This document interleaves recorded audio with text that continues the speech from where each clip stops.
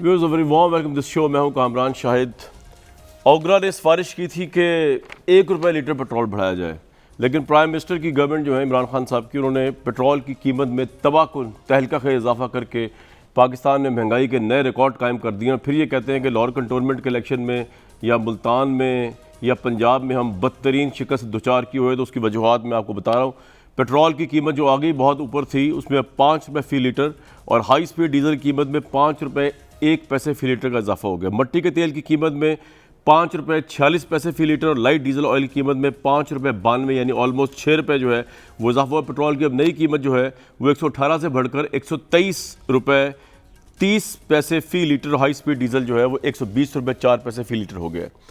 मुल्क में इसके अलावा भी आटा, घी, चीनी कीमतों में होशरुबा इजाफा हुआ। जो इदारा शुमारियात है गवर्नमेंट का, उसने बताया कि 2018 में चीनी की 50 किलो बैग की कीमत ₹26 थी, जो अगस्त 2021 के अख्ताम तक 5,000 तक पहुंच गई है। 5,000 जब से गवर्नमेंट संभाली है उससे आधा से ज़्यादा का फ़र्क पड़ गया है। और इसी तरह चीनी की खुर्दा कीमत अगस्त 2018 में ₹60 थी पर किलो, जो बढ़कर, बल्कि अब बढ़ के नहीं, बड़े अरसे की बढ़ी हुई है, ₹110 किलो तक हो चुकी है।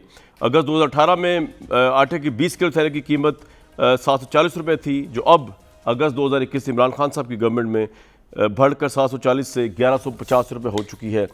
जो प्राइम मिनिस्टर और जो हुकूमत जो है वो इतनी ज़्यादा बैड गवर्नेंस पे हो कि वो महंगाई पे काबू ना पा सकें, वो माफियाज़ को हाथ ना डाल सकें, वहाँ पे वो इलेक्शन हारेंगे, जीतने का सवाल ही पैदा नहीं होता। और पंजाब कंटोनमेंट के इलेक्शन में हमने देखा, हमने आवाम से राय जानने की कोशिश की है कि उनको कैसा फील हो रहा है इमरान खान साहब as being a prime minister. और इस वक्त जो पेट्रोल की मसरूआती कीमतें एकदम ₹5 बढ़ी हैं, ऑलरेडी 118 थी, तो उस पर आवाम ने क्या कहा, पहले लाहौर की राय सुनते हैं। ਤੁਹਾਡੀ ਮਿਹਰਬਾਨੀ, ਅੱਲਾ ਦਾ ਵਾਸਤਾ, ਜੇ ਤੁਹਾਡੇ ਵੱਸੋਂ ਗੱਲ ਬਾਹਰ ਹੈਗੀ ਏ, ਜਾਓ ਛੱਡ ਦਿਓ ਆਵਾਮ ਦੀ ਜਾਨ। ਕਿਉਂ ਮਾਰਨਾ ਜੇ ਆਵਾਮ ਨੂੰ? ਕੁਛ ਨਹੀਂ ਰਹਿ ਗਿਆ ਪੱਲੇ। ਮਾਫੀ ਦੇ ਦਿਓ, ਮਾਫੀ ਦੇ ਦਿਓ।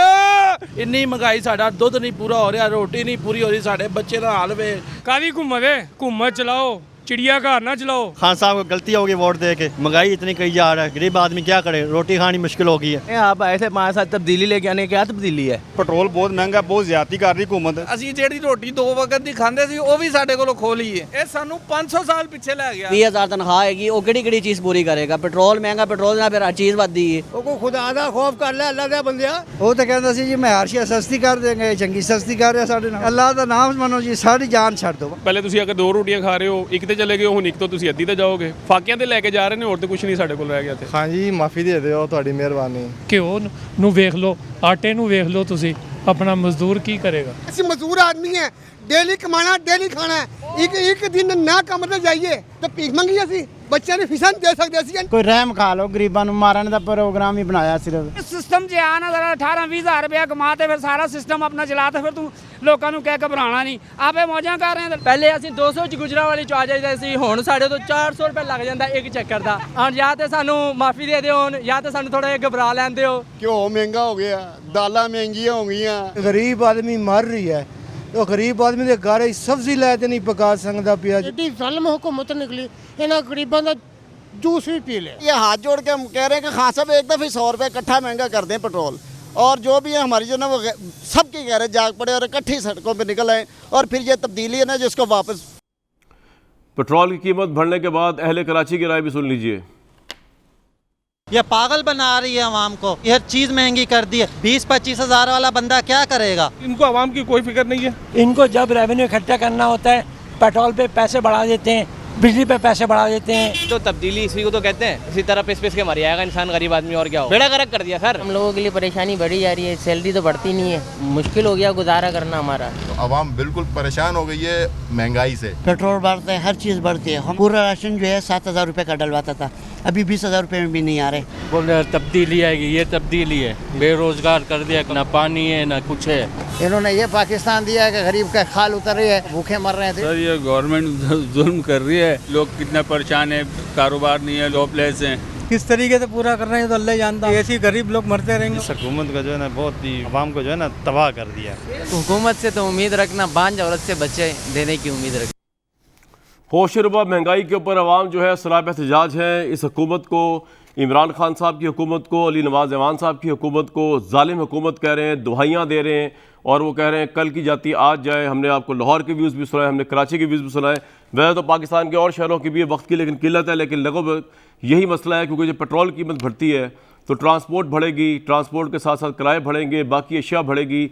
जो चीज़ें ट्रांसपोर्ट पे आ रही हैं, ख्वाह वो चीनी है, सब्ज़ी है, आटा है, वो ट्रकों पे आ रही हैं, लॉरीज, वो सब बढ़ जाएंगे।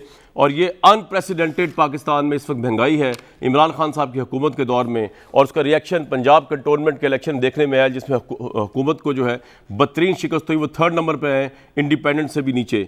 वैसे अली नवाज ऐवान साहब मौजूद हैं, मलिक अहमद खान साहब मौजूद हैं, air marshal retired Shahzad Chaudhry साहब मौजूद हैं।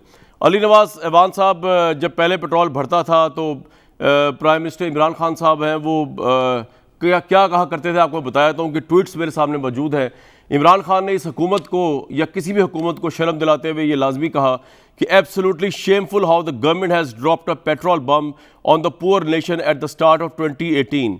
Instead of undertaking tax reforms and cracking down on money laundering, the government continues to burden the masses, this time with a big price increase in petroleum product prices. शोमे किस्मत है कि इस वक्त इमरान खान साहब ये जो शर्म दिला रहे हैं ये पीटीआई की गवर्नमेंट के ऊपर टोटली सादिक होता है, जो उस वक्त इमरान खान ने कहा जब वो प्राइम मिनिस्टर नहीं थे। उन्होंने ये भी कहा, again government chooses to target the masses by adding to their burden of taxes with the latest petroleum products price hike. Shameful how government refuses to collect taxes from the powerful, allows Sharif and others of their like to continue draining national resources through money laundering.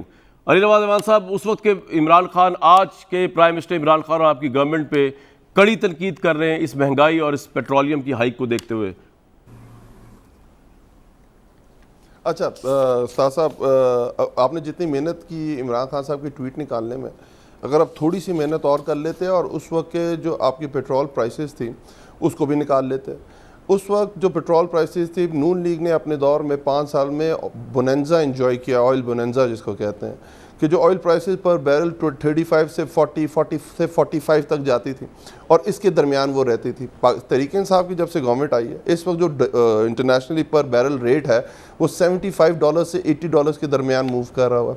हाँ, आपको बिल्कुल इस पर भी मेहनत थोड़ी सी कामरान भाई करनी चाहिए थी, क्योंकि मैं एक्सपेक्ट करता हूँ आप अच्छे खासे, मतलब अब लेक्चरर रहे हैं आप, तो मेरा ख्याल है आपका थोड़ा सा इसमें फीडबैक भी होएगा कि आप ये देखते हैं कि हमारी गवर्नमेंट जब से आई है उस वक्त सेल टैक्स कितना था और जो नून लीग के दौर में वो सेल टैक्स कितना था।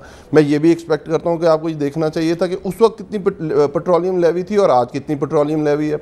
मैं आपको बता देता हूँ, अगर आपने होमवर्क नहीं किया हुआ तो इस वक्त जो उस ज़माने में 17% सेल टैक्स चार्ज होता था, आज 10% सेल टैक्स चार्ज हो रहा है। उस वक्त जो पेट्रोलियम लेवी 15 रुपये चार्ज होती थी, आज 5 रुपये। जो गवर्नमेंट कर सकती है, गवर्नमेंट अपनी तरफ से मैक्सिमम रिलीफ दे रही है अपने लोगों को। पर इंटरनेशनली अगर पेट्रोल प्राइसेस ऊपर जा रही हैं, और उस वक्त से जब आप खान साहब की ट्वीट जिस पे आपने बहुत मेहनत की उस्ताद मोहतरम, अगर उस वक्त देख लेते तो उस वक्त जो पेट्रोलियम प्राइसेस थे और आज की जो पेट्रोलियम प्राइस में ज़मीन आसमान का फ़र्क है। आप इससे अंदाज़ा लगा सकते हैं इस चीज़ का कि उस वक्त जो फाइनेंशियली फ़ायदा हुआ था पाकिस्तान को फॉरेन रिजर्व्स के अंदर के $7 अरब का फ़ायदा हुआ था, कि इतनी प्राइसेस नीचे थी all over the world, OPEC prices इतनी नीचे थी। बट क्योंकि हमने तो सिर्फ तनकीद करनी होती है और तनकीद बराए तनकीद करनी होती है, तो उसका तो हम कुछ नहीं कर सकते। बात हो गई आपकी। इस वक्त कल ब्लूमबर्ग की एक अगर ट्वीट देखें, ब्लूमबर्ग की एक ट्वीट देखें कि 10% स्टॉक मार्केट जो स्टॉक कमोडिटी के अंदर 10 साल की सबसे ज़्यादा रीच है, और ये एक्सपेक्ट कर रहे हैं जो इंडेक्स 60% से नीचे था, जो इस वक्त 97% है, ये ऊपर की तरफ जा रहा है। दुनिया में कमोडिटी प्राइसेस ऊपर की तरफ है, सप्लाई चेन्स हिट हुई हैं।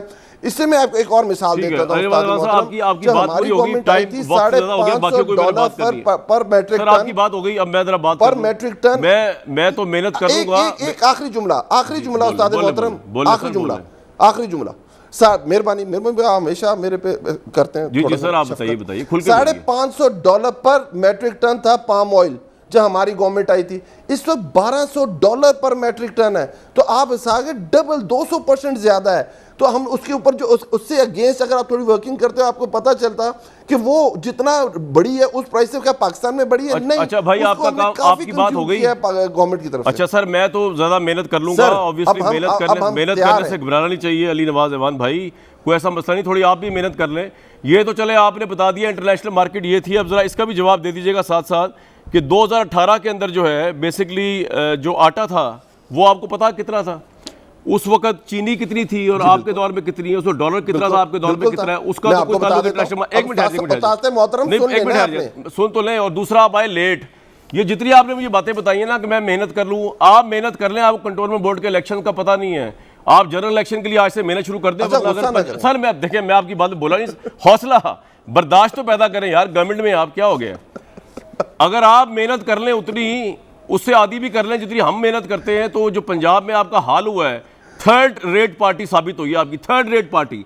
एक होता है फर्स्ट रेट, सेकंड रेट, पता है थर्ड रेट क्या होता है? यूनिवर्सिटी में जहां पढ़े, गवर्नमेंट कॉलेज में एक थर्ड रेट होता है, वो आप थर्ड रेट आए हैं, तीसरे नंबर पे आए। अगर आपने मेहनत की होती तो आज आप बराबर होते और नून लीग से बल्कि ऊपर परफॉर्म कर रहे होते। आप थर्ड रेट है पंजाब में।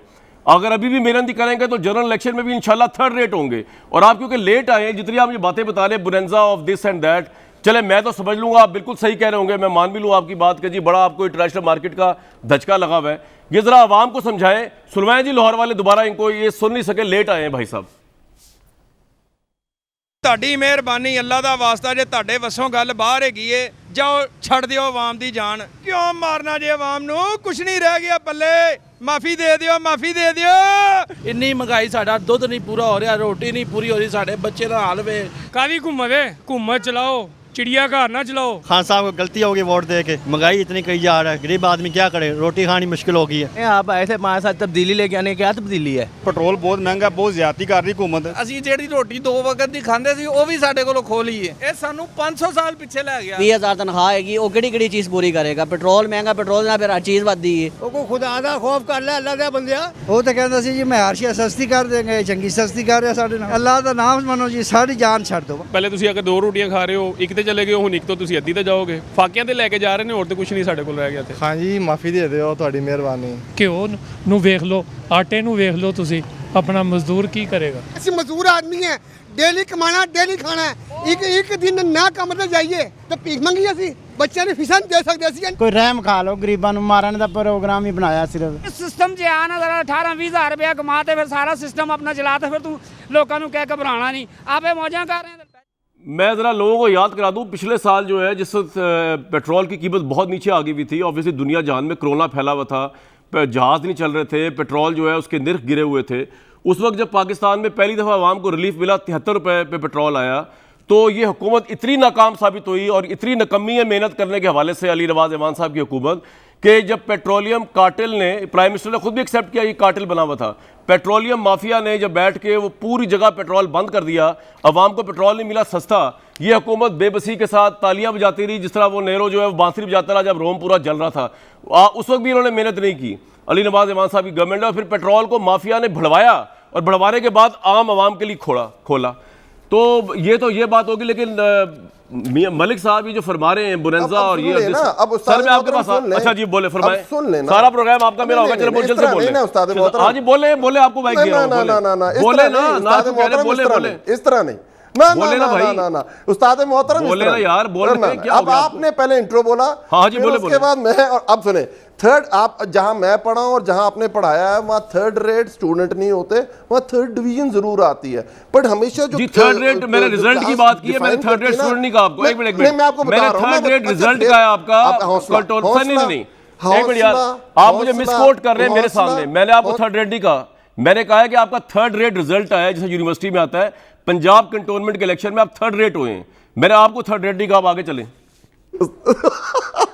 उस्ताद मोहतरम हौसला सुनते जाए, जहां मैं पढ़ा हूं और जहां आपने पढ़ाया हुआ है, सुने प्लीज, सुने, हौसला मेरे भाई, मेरे जी उस्ताद मोहतरम, आपको मुझे पता आपने पढ़ा, हौसले से आगे भी कुछ बोले यार। जिस जगह मैं पढ़ा हूं और आपने पढ़ाया है, उस जगह थर्ड डिवीजन जरूर आती है, सेकंड डिवीजन जरूर आती है, पर जो होते हैं ना, आप कहते हैं क्लासीफाई करते हैं, आप किस तरह बताते हैं ये टीचर कैसा, आप कहते हैं फर्स्ट रेट है, सेकंड ग्रेड है, थर्ड ग्रेड है, फोर्थ, जैसे एंकर्स में होता है कि यहाँ ये टॉप लेवल का बंदा है, ये इसका ग्रेडिंग नंबर 1 पे है, आपका भाई ये नंबर 2 पे, ये बहुत नीचे है, थर्ड ग्रेड पे है। मैं ग्रेडिंग आपको समझा रहा था, फिर उसके बाद आप आगे समझा रहे हैं, मैं आप जैसे स्टूडेंट्स को ग्रेडिंग करता रहा हूं, 2008 आपने क्या समझानी है भाई, आप जैसे स्टूडेंट्स की मैं ग्रेडिंग 15 साल करता रहा हूं, आपको ग्रेडिंग का नहीं पता मेरा ख्याल से। जी बताएं, सुन रहा हूं आपको, सुन रहा हूं। अच्छा मुझे नहीं पता, उस्ताद आप हंस रहे हैं, आवाम रो रहे हैं, मैं तो हैरान हूं यार आपकी मेहनत के ऊपर। आगे चलते, चले आगे चले उस्ताद मोहतरम भाई, हौसले से आगे चले, तरह से आगे चले। 2008 में 10 रुपए आटा था और 2008 में 10 रुपए आटा था। अच्छा। जब पीपल्स पार्टी की गवर्नमेंट हुई 40 रुपए आटा था।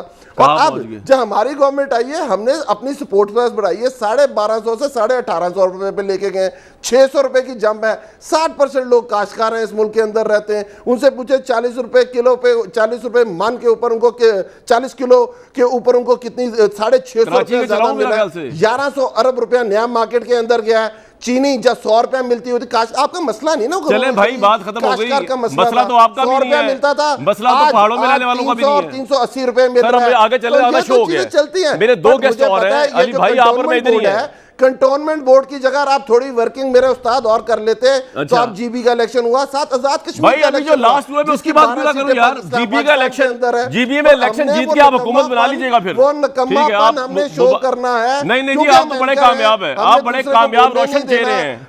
हमने दूसरे को बोलने नहीं देना और हमने अपनी बात करनी है। सर बात हो गई आपकी, बोले कोई नहीं आपके कहने पे। चलो जी अब बात हो गई, अब मैं आगे चलूं, आपकी इजाजत तो हुकूमत वक्त की। वैसे यार वो क्या हुआ मीडिया बिल का, सुना बड़ा पीछे हटे। नहीं सर आपको तो हमने रोक दिया। वैसे वो मीडिया बिल का क्या हुआ, आके पूछता हूँ अभी मैं, आके पूछता हूँ। बिल्कुल मलिक अपनी जगह पे खड़ा है, अभी खड़ा है। इंशाल्लाह जब तक आपकी गवर्नमेंट खत्म नहीं होती अपनी जगह भी खड़ा रहेगा। सुने तो सही। हाँ जी सुने बोले तो भाई, सुन रहा हूं। जगह पे खड़ा है। मुजीबुर रहमान शामी साहब ने एक बड़ी जबरदस्त बात की और हमेशा हम कहते हैं, पर क्योंकि समझ देर में आती है तो हम बाद में पछताते हैं। उन्होंने बात किया, ओपन एंडेड छोड़ा गया है, आपकी तरफ से कमेटी बनाई गई है, उसके ऊपर तजावीज़। ठीक है भाई, अब आपकी बारी खत्म हो गई है।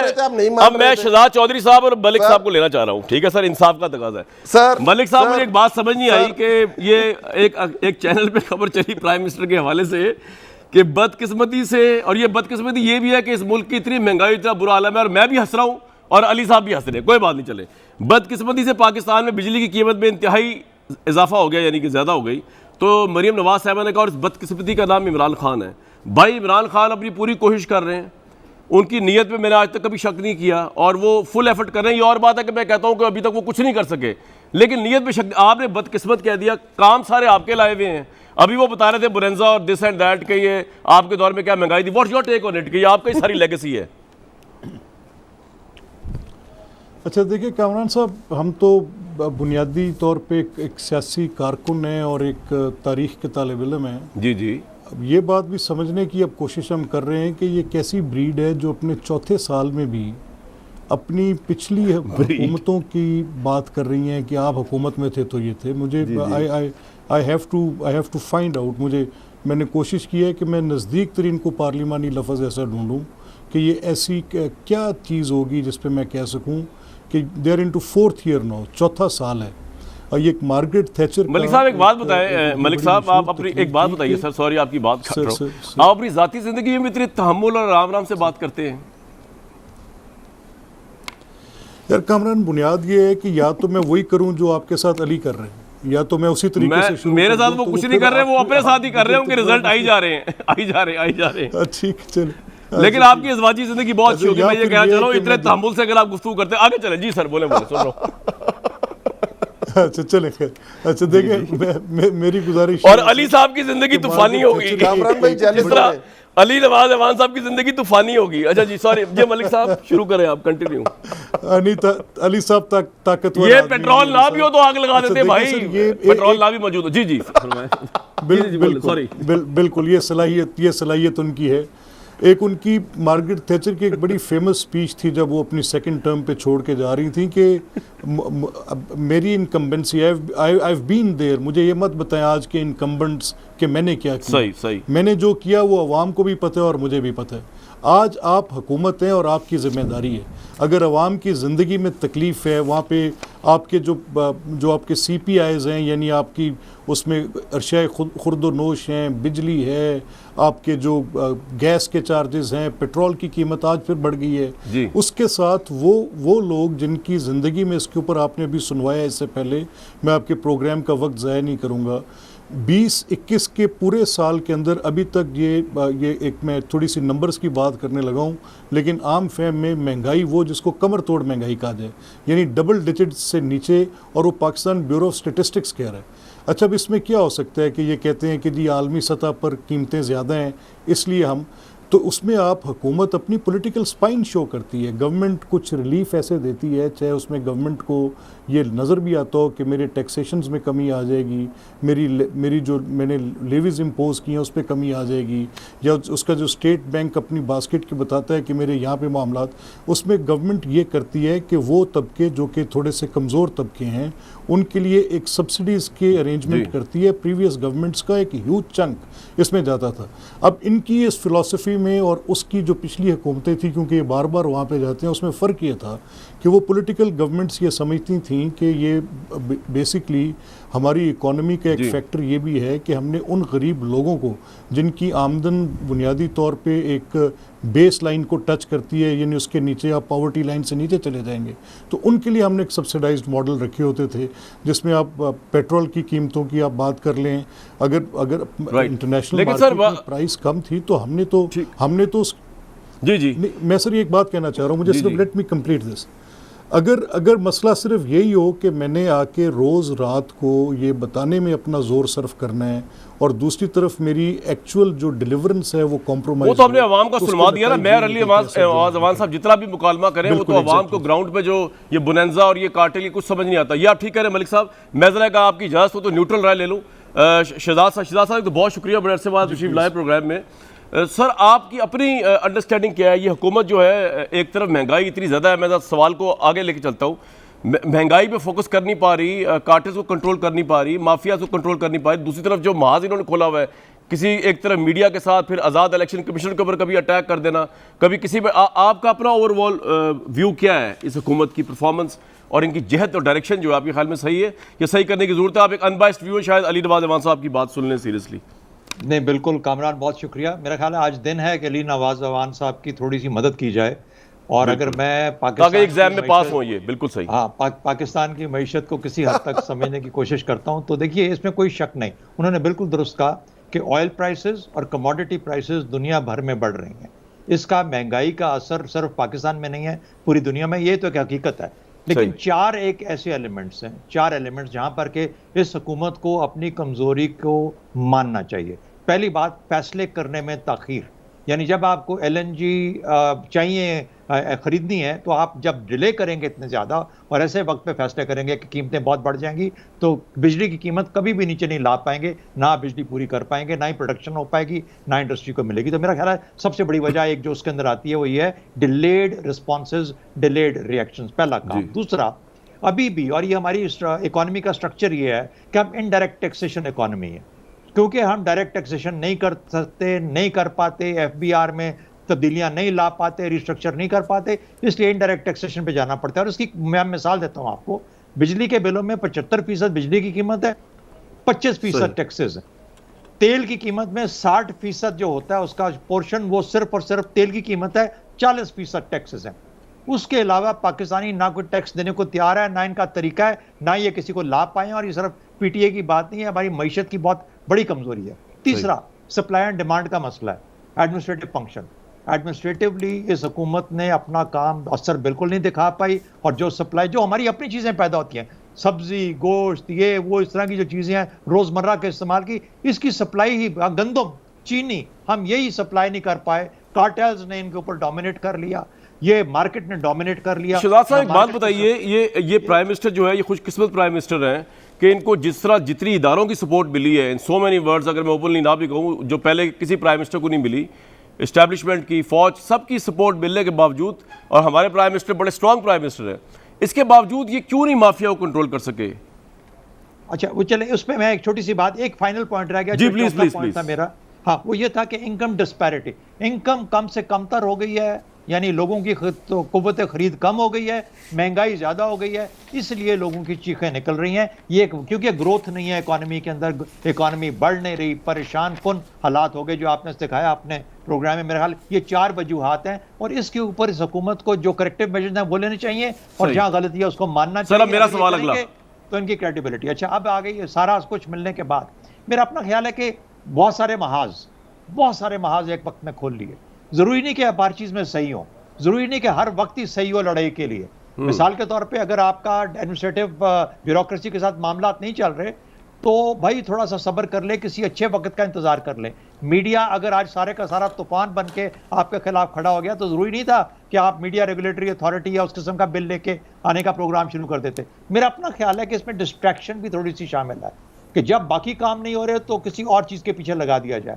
तो मेरा ख्याल है कि ये स्ट्रेटेजिकली ये कर रहे हैं, लेकिन ये अच्छी बात नहीं है, ना ये इकोनॉमी को सपोर्ट करेगा। बिल्कुल ठीक है सर, आप मेरे साथ रहिएगा, लेकिन मेरा एक सवाल का जवाब आपने भी नहीं दिया और मैं आगे भी पूछूंगा कि स्ट्रॉन्ग तरीन प्राइम मिनिस्टर होने के बावजूद ये माफिया कंट्रोल क्यों नहीं कर सके। मैं एक ब्रेक लूंगा, लेकिन ब्रेक के बाद व्यूअर्स प्राइम मिनिस्टर की के ऊपर तनकीद हुई बड़े सटल वे में, लेकिन बड़े शायराना वे में ताजिकिस्तान में, जहाँ पर वो बिजनेसमैन कम्युनिटी से पाकिस्तान की वहाँ खिताब करने गए थे और एक बिजनेसमैन ने उनको शेर यहाँ से शुरू किया कि जालिम ना बनो। आगे क्या कहा ये मैं आपको सुनवाता हूँ, पूरी वीडियो दिखाता हूँ, उसके बाद प्राइम मिनिस्टर का रिएक्शन क्या था। और हमारे प्रोग्राम में तो अली नवाज अमान साहब जालिम है, जालिम ना बनो, कुछ मुरव्वत करो, ये प्राइम मिनिस्टर को शेर सुनाया जब बिजनेसमैन ने, उनका रिएक्शन क्या था ये भी सुनाएंगे आपको। और ये शेर आधा रह गया, या तो मुबैना तौर पे पीटीवी ने उसको कट कर दिया या वो माइक उसका ऑफ हो गया बंदे का। मैं आपको बाकी के शेर का मिसरा भी सुनाऊंगा एक ब्रेक के बाद। जी, अली नवाज अमान साहब की हुकूमत की जुल्म की दास्तानें अब शेरी मजबूओं की सूरत में छपा करेंगी, कसीदा ख्वानी इस पर हुआ करेगी, मजालिस बर्पा होंगी, शाम गरीबा बर्पा हुआ करेगी, क्योंकि अवाम की यही पोजीशन है। आज जब प्राइम मिनिस्टर गए ताजिकिस्तान तो वहाँ भी इस जुल्म को शेरी अंदाज में एक बिजनेसमैन ने पाकिस्तानी कैसे पेश किया, जरा सुन लीजिए। इमरान साहब के लिए एक शेर है, इतने जालिम ना बनो। आप तो अब एक कैदी हो गए, जब कंटेनर पे थे तो जबरदस्त थे, तो अब तो पता नहीं किन के चक्करों में आप आ गए। तो कहता है कि इतने जालिम ना बनो, कुछ तो मुरव्वत सीखो। तो उनसे इस वक्त बिजनेस की बातें करें, शेर व शायरी बात भी होगी इंशाल्लाह।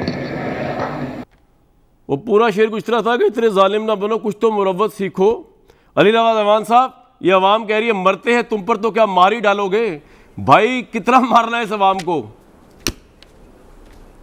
अच्छा, थैंक यू उस्ताद मोहतरम। पहले तो मैं शहजाद साहब का शुक्रिया अदा करूंगा कि उस्ताद मोहतरम मेरी बात नहीं मान रहे थे, पर उन्होंने नकमा पेन एक्सपोज कर दिया, मेरी बात को सेकंड कर लेके जो दुनिया बिहेव कर रही है इस वक्त कमोडिटी प्राइसेस में और सप्लाई चेन्स जो उनकी टूटी हुई हैं, बहुत शुक्रिया उनका।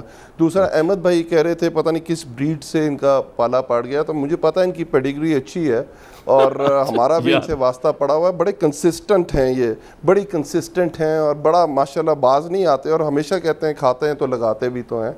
तो इससे मैं आगे चलता हूँ। देखिए, आपको समझना पड़ेगा, शहजाद भाई ने कुछ बातें ठीक की हैं, एडमिनिस्ट्रेटिव इश्यूज हैं, बिल्कुल हैं, पर दूसरी तरफ जो उन्होंने ग्रोथ की बात की है, ग्रोथ की बात इस तरह है नहीं। पाकिस्तान की ग्रोथ जो इस वक्त है वो 4.5% है और पाकिस्तान की इंडस्ट्री इस वक्त अपनी बूम पे चल रही है। पाकिस्तान की 4.5 है हमारी ग्रोथ, अपने बूम पे चल रही है। पाकिस्तान की 4.5 तो नेक्स्ट ईयर होनी है भाई, 4.5 तो नेक्स्ट ईयर होगी जाके यार। आप देखें जो नंबर्स आते हैं ना, 4% शो किया था। देखिए मैं आपको बताता हूँ, नेशनल फिर मसला आ जाता है ना उस्ताद मोहतरम। नेशनल अकाउंट्स कमेटी है, वो बैठती है और उसके पास सारे जो मिनिस्ट्री ऑफ स्टैटिस्टिक्स नंबर्स देती है वो पूरे सूबों के अंदर उनके आइज एंड ईयर्स होते हैं, और जो फीड देती है तो उसका 4% वो भी नहीं मान रहे थे जब उन्होंने डाटा। अच्छा, आप एक बात बताएं अली नवाज अमान साहब, एक बात बताएं, आप तो सारी बातें मान लेते हैं, एक बात तो बताएं सर, सुन तो ले, बोलते हैं ना, मैं आपसे सवाल कर रहा हूं, शरारती है ना, मैं आपसे सवाल कर रहा हूं। अरे सुने, और आखिरी बात तो सुन लें। आप मुझे पेट्रोल कह रहे हैं, पर तीली का काम आप ही अदा करते हैं। बात पूरी सुन लिया करें, आराम से शो हो जाए करेगा। जी भाई, आराम से नहीं ना होना जी, आप जिस तरह आवाम आराम से नहीं, मैं भी आराम से नहीं बैठने दूंगा आपको यहाँ पे इस शो में। बोले ना सर, आप तीली हैं सर, आप नहीं बैठने देंगे। बताएं, आप तो पूरी माची से भाई आग लगा देते हैं और अवाम मरती आग में वो वाविला करे, हम सुनाए तो तब भी आप कहते हैं तीली लगा दी। हद हो गई। मुझे पता है आप पूरा पेट्रोल बम फेंक देते हैं। पता है आपको, बहुत दुख है। अल्हम्दुलिल्लाह, जिसने वोट डाला है लास्ट इलेक्शन में वो तो कह रहा है अपनी उंगलियां कटवा ले, जिससे वोट डाला है वो गुठे कटवा दें। मैं अब आगे चलूं अगर आपकी इजाजत हो। फिर आप भूल जाते हैं ना, फिर आप भूल जाते हैं। ये ब्रिटिश मीडिया ने लिखा था, डेली मेल ने जरदारी साहब के बारे में, जब वो मिले थे डेविड कैमरॉन से तो उन्होंने कहा था प्लीज अपने हाथ मिलाते हुए उंगलियां गिन लीजिएगा। अच्छा यार, पीपल्स पार्टी अब मौजूद नहीं है इसलिए मैं इल्जाम पे। अच्छा उस्ताद मोहतरम, एक तो आप बोलते बहुत सर, आपने सवाल कर दिया, जवाब ले लिया करें, आसानी हो जाएगी। तो मैं आगे की तरफ चलता हूँ। हालात पूरी पाकिस्तान, आप एक्सपेक्ट ये करते हैं कि पूरी दुनिया से पाकिस्तान अलग बिहेव करे। तो अब पोस्ट कोविड पूरी दुनिया में इस तरह की चेंजेस आ रही हैं, इस तरह की हाइक्स आ रही हैं, इस तरह की कमोडिटी प्राइसेस हाइक की तरफ जा रही हैं कि उसको कंट्रोल करना वाकई मुश्किल हुआ है। बट दूसरी तरफ अगर आप देखें तो पाकिस्तान बहुत सारी चीज़ों में बहुत अच्छा कर रहा है। मैंने आपको बताया कि जो इकोनॉमिक टर्न अराउंड किया है पाकिस्तान ने, हम नहीं कह रही है फोर्ब्स इंटरनेशनल। ठीक है सर, मैं जरा मलिक साहब को टाइम दे दूं, शहजाद साहब को प्लीज। मेरा और आपका पूरा प्रोग्राम आपका मेरा हो गया 70%, मान जाए ना, उनको भी टाइम देने दें। आपकी तो माशाल्लाह मैं अभी नजर उतारूंगा जितनी आपने तारीफ, बीच में ना बोले, आपको अच्छा नजर आ रहा है। उस्ताद मोहतरम अगर बीच में ना बोले तो सिर्फ 30% ही हुआ होगा। बिल्कुल ठीक है, 40% तो फिर भी आपने बिल्कुल ठीक है, मेरा ही कसूर है। ये जो तहरीके साहब की गवर्नमेंट आई है इसमें भी हम जैसा कसूर है। मलिक साहब मुझे सिर्फ इतना बता दीजिए सर, सारी बातें आप छोड़ें, ये जो नैब के लिए बिल लेके आ रहे हैं, आपकी अपोजिशन इसमें करेगी क्या? ये मेरे लिए बड़ा अहम इशू है, क्योंकि ये जो नैब के चेयरमैन की तोसी का बिल लेके आ रहे हैं, आप लोग सिर्फ बातें करेंगे ना। आपका तो ये भी पोजीशन क्लियर नहीं है कि जो आपके साथ मुत्तहिदा अपोजिशन थी पीपल्स पार्टी, बकौल आपके उसने आपको ऐसा दगा दिया कि अगर सैलेंट में अभी भी नहीं पता अगर ये बिल ले आए तो शायद मंजूरी हो जाए, क्योंकि बकौल आपके शायद पीपल्स पार्टी फिर मिल जाएंगे, सो आप डील ले लें। तो आपकी अपनी पोजीशन बड़ी ख़राब है यार अपोजिशन की, मैंने हिसाब लगाया।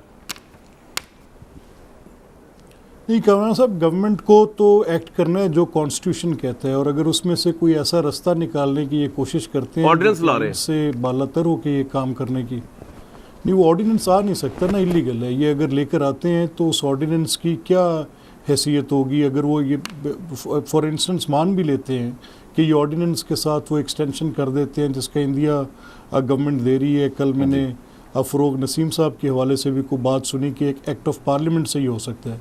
वो बिल्कुल गलत तशरीह इस बात की कर रहे हैं और इस पर सुप्रीम कोर्ट के फैसले मौजूद हैं। इससे पहले एक चेयरमैन नैब थे सैयद दीदार हुसैन शाह साहब, sorry I stand my self corrected, उनके केस में सुप्रीम कोर्ट ने बड़े वाज़े तौर पे आइन के इस आर्टिकल जिस पे चेयरमैन की अपॉइंटमेंट का है उसको बड़ा क्लियर इंटरप्रेट किया कि ये कैसे होगा। और फिर ये मुद्दत मुलाजमत का मसला है कि यानी ये कह रहे हैं कि हम तोसी कर सकते हैं, उनकी टर्म एक्सपायर कर जाएगी, ये तोसी नहीं होगी, ये एक न्यू अपॉइंटमेंट की बात होगी। तो आप क्या करेंगे? आप क्या कोर्ट में लेके जाएंगे उसको अगर ऑर्डिनेंस ले आते हैं? ये देखिए, हम इस गैर आइनी इकदाम के ख़िलाफ़ पहले पार्लियामेंट में भरपूर आवाज़ उठाएंगे, फिर उसके बाद उसको चाहे अदालत में चैलेंज करना पड़े, जो भी पाकिस्तान का आइन और कानून हमें हकूक़ देता है उसके मुताबिक हम इसके ख़िलाफ़ अपनी आवाज़ भी उठाएंगे और इसको चैलेंज भी करेंगे। जी राइट। मलिक साहब, पंजाब के अंदर आज बड़ी तब्दीली आई। मैं एक जी बताएं। मैं एक बात, वो जो भी अली साहब बात कर रहे थे, मैंने पॉलिटिकल ब्रीड कहा था, उसकी कॉनोटेशन ये थी, अगर इनको बुरा लगे तो मैं उस पे नहीं, फिर वो क्लियर किया करें ना अहमद भाई। वो मेरे उस्ताद मोहतरम जिस तरह उस पे मैंने तो भाई जिस तरह उस पे मैंने तो कुछ कहा ही नहीं यार, ब्रीड अंग्रेजी का लफ्ज है, मेरा ख्याल से अली नवाज भाई। अहमद भाई अल्फाज वापस ले लेता हूँ मैं, अपने अल्फाज वापस ले लेता हूं अगर आपका मतलब पॉलिटिकल ब्रीड बिल्कुल पार्लिमानी लफ्ज है, वो कम से कम उतना गैर पार्लिमानी नहीं है जितना सारा दिन हम आप पीटीए के लोगों से सुनते हैं। चले कोई बात नहीं यार, चले कोई, मेरा काम है पानी डालना आप लोगों की उभरते हुए मुश्ताल जज्बात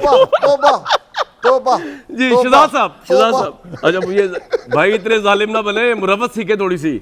शहजाद भाई, मैंने आपसे सिर्फ ये सवाल पूछा, दोबारा रिपीट कर रहा हूँ कि ये आपने बिल्कुल, मैं आपसे 100% एग्री करता हूँ जो आप बातें फरमा रहे थे, लेकिन मेरा सवाल जिसका आप जवाब नहीं दे पाए कि ये इतनी स्ट्रॉन्ग गवर्नमेंट आई है जिसको तमाम तरह से सपोर्ट हासिल है, इसके बावजूद ये इतने बड़े बड़े कार्टेल्स और माफियाज पे काबू क्यों नहीं पा सकी?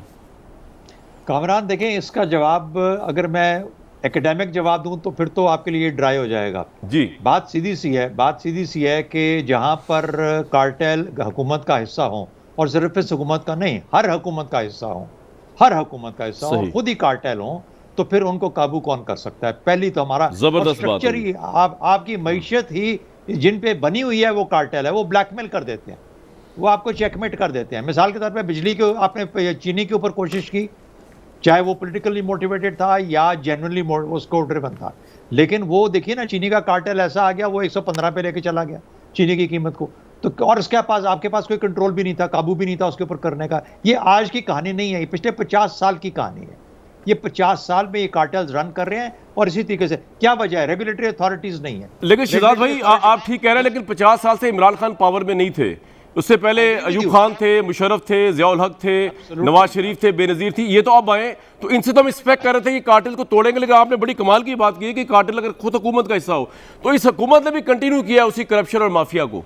कार्टेल की हद तक। दूसरी बात है रेगुलेटरी अथॉरिटीज। हमारी हर चीज के अंदर रेगुलेटरी अथॉरिटी जब तक नहीं बनेगी और उसके अंदर कंज्यूमर प्रोटेक्शन नहीं होगी, उसके अंदर उनको मैनेज करने का तरीका नहीं होगा, हमारे कंट्रोल से ये लोग बाहर के बाहर ही रहेंगे।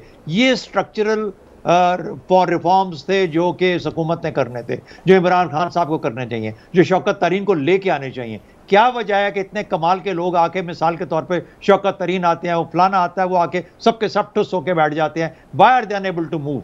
क्या वजह है? वो जो स्पाइन की बात कर रहे थे मलिक साहब, वो बिल्कुल बात सही है।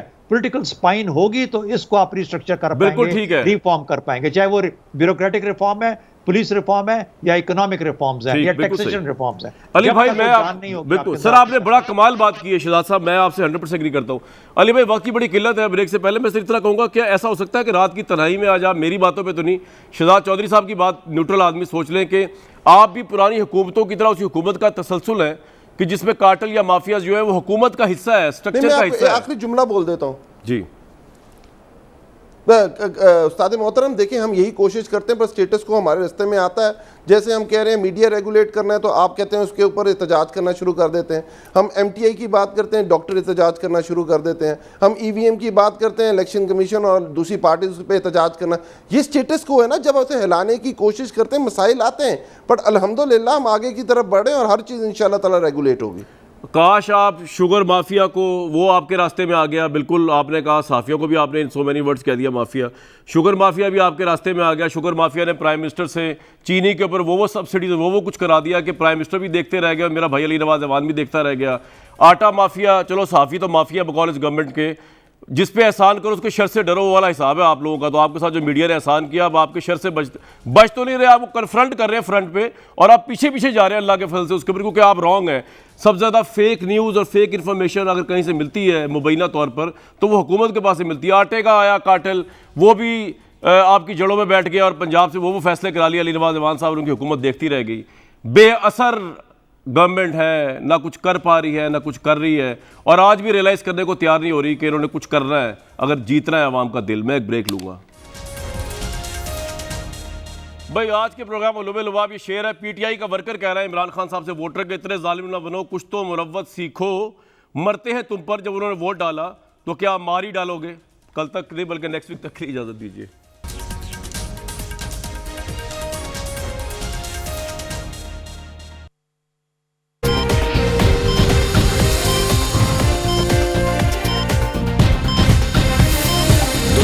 खबर की दुनिया